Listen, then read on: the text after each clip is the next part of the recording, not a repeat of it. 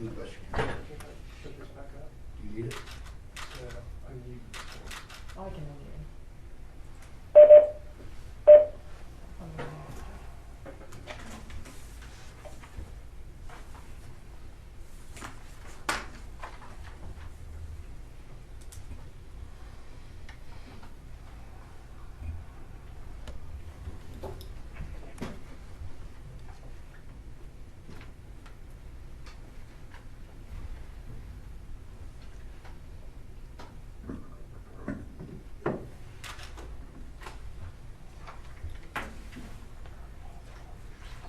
Go ahead.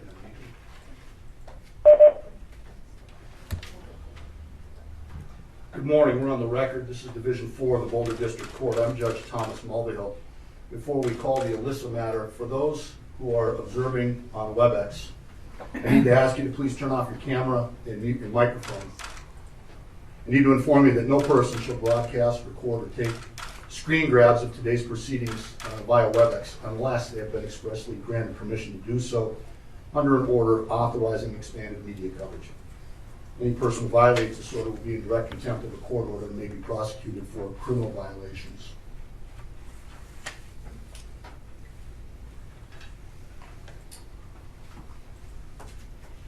We'll call case 21 CR 487, People of the State of Colorado versus Ahmad Al-Aliwi Alyssa.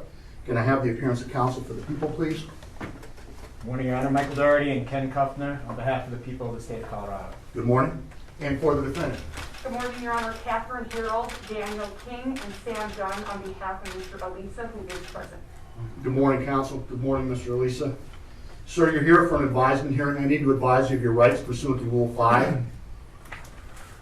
You need to understand that you need make no statements, and any statement that you do make can and may be used against you.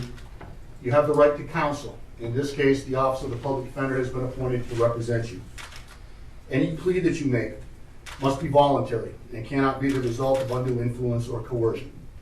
You have the right to bail if the offense is bailable. Right now, you're being held without bail. Mr. Doherty, do the people anticipate seeking a determination that the proof is evident and the presumption is great? Yes, Your Honor. Thank you. Mr. Alyssa, what that means is you'll be held without bail until such time as the court is able to determine whether or not the proof is evident and the presumption is great that you committed these crimes. You have the right to be informed of the nature of the charges. You have the right to a jury trial. And you have the right to demand and to receive a preliminary hearing within a reasonable time to determine whether probable cause exists. And if you're currently serving in the United States Armed Forces, or if you're a veteran of such forces, you may be entitled to receive mental health treatment, substance use disorder treatment, or other services as a veteran. Sir, do you understand those rights as I've explained them to you this morning? I need you to answer out loud, please. Yes. Okay, and for the record, you answered affirmatively. The people have filed a complaint and information charging 11 counts. Ms. Harold, on behalf of the defendant, will you acknowledge receipt of the complaint and information, waive formal reading and further advisement? Yes, Your Honor. All right. We need to set this matter for a hearing on proof evident presumption grade along with the preliminary hearing. What's the defense's thoughts with respect to how soon we can set that hearing? Your Honor, we would be requesting at this time that we actually set a status prior to setting the proof evident presumption grade hearing. Our position is that we cannot do anything until we are able to fully assess Mr. Alyssa's mental illness. We cannot begin to assess the nature and depth of Mr. Alyssa's mental illness until we have the discovery from the government. It's my understanding that the government is continuing to investigate this case. The discovery is going to be voluminous, and so at this juncture, it doesn't make sense to set the proof evident presumption grade hearing. So we'd be requesting a status conference. And so, is your client willing to waive his right to a preliminary hearing within 35 days to accommodate that or a later setting for preliminary hearing and proof evident presumption grade? He is, Your Honor. What's the people's position on the request for a status in advance of a preliminary hearing? Thank you, Your Honor. The people have no objection. I leave it to the court's discretion. I will say the crime scene has not yet been completed in terms of the processing. We will be filing additional charges in the next couple weeks. The people have not received any discovery yet from law enforcement. The defense hasn't received any discovery, so the people have no objection to the defendant's request. All right, how far out were you contemplating that status hearing? Your Honor, it's hard to gauge, but I would ask 3 months. Okay.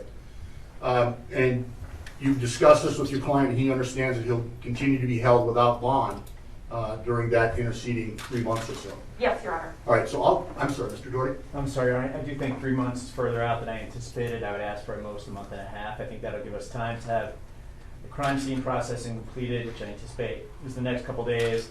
Additional charges will be filed in the next 2 weeks, and then counsel will have the discovery available to them. Well, so here's what I'm going to do.